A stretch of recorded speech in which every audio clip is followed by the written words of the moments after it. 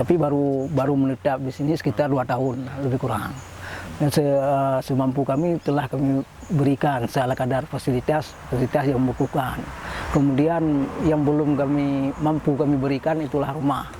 Kami mohon kepada pemerintah supaya rumah yang diajukan itu mohon dipenuhi.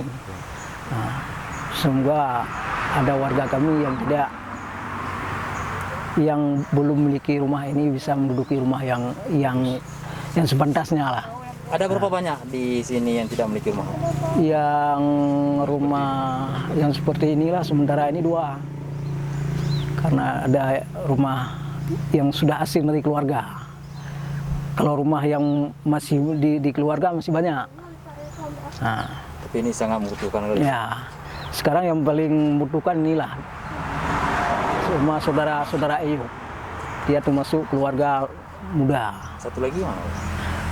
Satu lagi di sebelah sana, rumah Ibu Syarifah.